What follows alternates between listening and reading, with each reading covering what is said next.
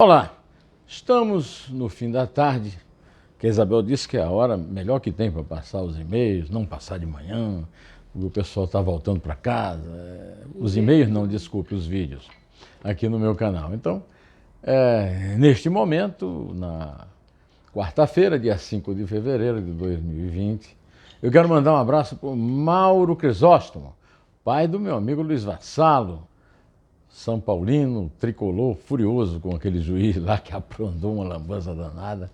E dizer ao Mauro que o Luiz fez um trabalho magnífico, agora recente, pegando um tema que eu venho tratando desde o tempo desse livro aqui, O Que Sei de Lula, que é o tema da Telemar, a super tele verde e amarela dos amigões do Lula.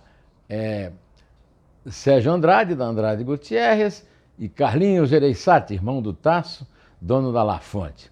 O Luiz Vassalo, que eu conheci como produtor na Rádio Estadão, depois na Rádio Eldorado, hoje é um repórter do blog do Fausto Macedo, o melhor repórter investigativo do Brasil. Lá no portal do Estadão você pode localizar essa reportagem. E o Vassalo levantou uma história que está fechando, né, esse quadro que eu abri lá num dos capítulos do meu livro Que Sei de Lula, em cujo lançamento em Campina Grande eu conheci a minha mulher, com quem estou até hoje e por quem sou muito apaixonado, conforme vocês podem comprovar aí. Pois bem, é que o Vassalo levantou o seguinte: a Polícia Federal foi na sede da empresa Telemar Oi, no Rio de Janeiro, e descobriu lá um HD ao qual teve acesso com 1 terabyte, ou seja, 1 trilhão de bytes, com e-mails sobre a comunicação da Telemar, da Super Tele Verde e Amarela, da Oi hoje, falida, quebrada, 60 bilhões em dívidas, em comunicação ilícita com as empresas do grupo do Lulinha, Fábio Luiz Lula da Silva, filho do Lula, e seus sócios que vocês já conhecem e que são tratados aqui no meu livro, né? O Fernando e o Calil, os irmãos Bittar, filhos do Jacob Bittar, foi presidente do Sindicato dos Petroleiros em Paulínia, que agora estão ameaçando aí com greve de novo, né? E o Jonas Suassuna, né, que anda envolvido em 1.500 maracutaias com essa turma, né? Pois bem, eu já tinha falado aqui para vocês, inclusive ontem eu tinha feito uma referência a isso, e anteontem também, a respeito dessas descobertas do mapa da mina, que é a 69ª fase da Operação Lava Jato, e que lida especificamente com as relações dessa empresa, a Game Corp, né? Várias empresas chamadas Gol, né? Não tem nada a ver com a empresa aérea Gol, dessa turma, desse quarteto, né? O Lulinha, o Fábio Luiz Lula da Silva, o Jonas, o Calil e o Fernando, né? Então, agora a Polícia Federal pôs a mão em ouro puro. Não é uma prova contra o Lula e o Lulinha, não. É 1 trilhão de provas, 1 trilhão de bytes de e-mails que a polícia descobriu num CD, na caixa de entrada, num HD do CEO, né, do superpresidente da Oi, em atividade, Eurico de Jesus Teles Neto. Segundo a Polícia Federal, nessa caixa de entrada foi identificada uma sequência de e-mails ocorrida entre o final do ano de 2011 e início de 2012, que visava regularizar a situação de uma empresa chamada Gol Mobile, uma das empresas do grupo que eu citei aí, né? O Lulinha e seus laranjas, né? Uma vez que este fornecedor não executava uma prestação de serviço tradicional. Era tão pouco tradicional que, por exemplo, o Lulinha, o Fábio Luiz, cuja experiência profissional todo mundo já sabe, faz parte do folclore, era catar fezes de animais no zoológico, no Simba Safari, prestou uma assessoria jurídica. Eu vou tomar água, não é vodka não, viu? A Oi, que rendeu 130 milhões. Pois nesses e-mails há toda a relação ilícita que resultou em 132 milhões, segundo a Polícia Federal e o Ministério Público Federal, de propinas. A Procuradoria aponta que parte desses recursos foi usada para a compra do sítio de Atibaia. É um dos processos em que o Lula já foi condenado. No interior de São Paulo, pivô da maior condenação da Lava Jato já imposta ao Lula. 17 anos, 1 mês e 10 dias de prisão. E que ele recorre em liberdade graças à ajuda dos seus amiguinhos do Supremo, né? Pois bem, esse HD foi um dos lugares vasculhados pelo mapa da mina, na sede da Telemar, no Rio de Janeiro. São 1000 megabytes, ou seja, 1 megabyte é 1 milhão de bytes.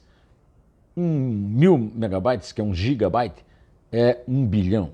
No caso foram 1000, ou seja, 1 trilhão, ou seja, 1 terabyte, segundo me explicou o pessoal lá da computação que trabalha comigo no jornal. Pois bem, na caixa de entrada do presidente lá da Oi, foi descoberto isso aí. Mas também tem mais novas, viu? Durante as buscas da fase 69, eu anotei aqui, eu conversei lá com o Luiz Vassalo, na redação do Estadão, a polícia apreendeu no endereço da Gamecorp diferentes contratos com valores de até 4 milhões e 300 mil reais, firmados entre a Telemar Oi e a empresa ligada ao filho mais velho do ex-presidente Lula, Fábio Luiz Lula da Silva Lulinha, aos irmãos Fernando e Calil Bittar e ao empresário Jonas Suassuna e a Telemar Oi. Além disso, a PF identificou cartas de notificação extrajudicial em que o grupo telefônico cobra R$ 6.818.080,40 referentes a empréstimo vencido ao longo de 10 anos. Não pagou, fez o empréstimo para pagar em determinado prazo, não pagou, está sendo cobrado de forma extrajudicial, segundo as informações que constam do relatório de mídia apreendido, elaborado pela Polícia Federal no último dia 13. Eu, ao ver essa notícia, que é espantosa, né, um computador delator, eu chego à conclusão de que realmente há um grande senso de impunidade nas pessoas que fizeram essas maracutaias todas. Porque, afinal de contas, há muito tempo, e isso tudo ainda está no computador. Você podia dizer até que foi uma certa negligência. Eu digo, mas não, é o senso de impunidade, não vai acontecer nada mesmo, ninguém presta atenção, ninguém cuida, qualquer coisa a gente compra, né? Então é essa mentalidade que faz com que apareçam esses verdadeiros mostrantes. E aí aparece uma evidência que é o seguinte, é mais 1 trilhão de provas, né? 1 trilhão de bytes, 1 trilhão de provas contra Lulinha, contra Lula e os sócios do Lulinha. Ou seja, isso aí enterra de vez aquela mitologia de que o Lula é um perseguido político, de que não há provas e de que o juiz Sérgio Moro o condenou para que ele tivesse a oportunidade de ser convidado pelo Jair Bolsonaro para ser ministro da Justiça e da Segurança Pública, o que em si já é uma coisa completamente fora de sentido, né? De qualquer maneira, é uma coisa espetacular e que confirma tudo o que eu falei aqui no meu livro, aprofundando com provas, com números, etc., né? Hoje também foi noticiado que o Lula pediu ao juiz Valisney de Souza Oliveira que dispensasse um depoimento dele no outro processo penal, que não tem nada a ver com Curitiba, né? Porque ele, através do Alberto Fernandes, presidente da Argentina, pediu que o Papa o recebesse, e o Papa Francisco, com aquela sua disposição de argentino comunista, logo quis atender o Lula. Então o Papa marcou uma audiência para o Lula no dia 13. E o Lula tem que comparecer à Justiça para dar explicações no dia 11. Eu quero saber se ele vai de carruagem, se vai de canoa, né? Para gastar tanto tempo, 2 dias, podia ir na véspera, né? No dia 2, faz o depoimento, no próprio dia, normalmente os voos posteriores são à noite, mas ele pediu dispensa de depor para ter uma audiência com o Papa. Eu sei que o Papa é uma pessoa importante, o Lula é um católico muito devoto, muito embora não tenha cumprido assim com tanto rigor o mandamento que proíbe roubar, né, da lei mosaica que os cristãos adotaram, né? Pois é, então, ainda a essa hora, eu não sei ainda se o juiz permitiu essa liberalidade. Agora, o Lula perde mais uma vez uma chance de provar que ele é perseguido mesmo. Não, ele não está nem aí, né, para os processos, porque o que vale para ele não é a verdade, não é a realidade dos fatos. O que vale para ele é a fantasia que o pessoal da esquerda engole, que ele conta como se fosse verdade, como se fosse vida real. Pois bem, hoje também me chamou muita atenção o fato de que eu vi a notícia, porque vocês viram aquele negócio que o Bolsonaro demitiu o José Vicente Santini, o número 2 da da Casa Civil, lá do Onyx Lorenzoni, porque ele fez um verdadeiro périplo pelo mundo para ir até Davos, na Suíça. Não se sabe fazer o que é que pode ele fazer em Davos, lá uma reunião sobre economia, né? Os países ricos, e depois para Nova Delhi, onde também ele não tinha nada a fazer. Tá certo? De qualquer maneira, passou por 7 países, segundo o Cláudio Humberto, e foi punido, sendo demitido 2 vezes. Mas o Davi Alcolumbre não. O Davi Alcolumbre, o Bolsonaro, nem nenhum outro brasileiro pode demitir, porque ele é um presidente do Senado eleito pelos pares. Eleito numa eleição fraudulenta, viu? Mas até hoje a eleição não foi contestada, a fraude não foi denunciada, e ele é o presidente legítimo do Senado, e nessa condição pegou um avião da FAB com 20 passageiros, levou 20 pessoas para ir dançar marchinhas do carnaval em Macapá, a capital do seu estado, sua cidade natal, do Amapá, que comemorava o aniversário. Ele, para comemorar o aniversário de Macapá, não pagou passagem, pegou um avião da FAB, assim como fez o José Vicente Santini, só que ele não pode ser demitido, e foi lá pular o carnaval fora de época, antes da época, em Macapá, no Amapá. É uma vergonha isso. Essa história de uso de avião da FAB já tinha que ter sido regulamentada há muito tempo. Não é regulamentado porque eles que regulamentam, eles fazem o regulamento a favor deles mesmos. Eu também gostaria de comentar que a Polícia Federal resolveu investigar o secretário de Comunicação do Bolsonaro, Fábio Weingarten, que foi denunciado pela Folha de São Paulo por ser sócio de uma empresa que recebe dinheiro, tem entre os clientes emissoras de televisão e escritórios de advocacia que recebem dinheiro público sob a responsabilidade dele, né, verbas publicitárias. Agora, eu não poderia terminar sem uma gracinha minha aqui, né? Tem um senador pernambucano chamado Humberto Costa, que é conhecido como uma pessoa absolutamente inútil.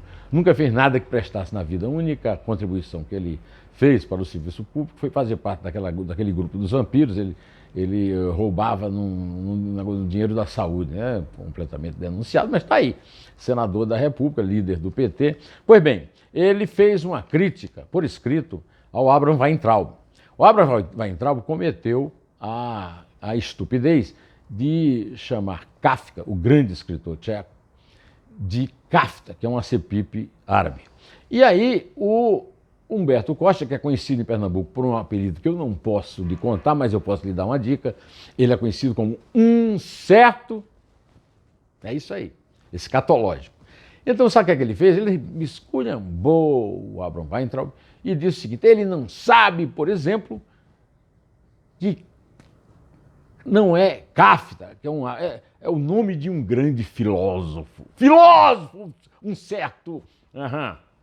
Que filósofo, cara? É o maior romancista do século XX. É o ficcionista mais celebrado do século XX. É o escritor moderno mais influente. Olha, o meu amigo Sérgio Corrêa da Costa, saudoso embaixador e membro da Academia Brasileira de Letras, fez um dicionário maravilhoso sobre termos multilingües. Um deles é kafkiano, e se refere justamente ao absurdo de O Processo, O Castelo, Colônia Penal e outras grandes obras do Kafka. Vai estudar, renuncia ao Senado, onde não presta serviço que presta, e vai estudar, vai ler um pouco de Kafka. Você, aliás, é uma figura kafkiana, viu? Um certo... Direto ao assunto, em pé, e só a verdade nos salvará.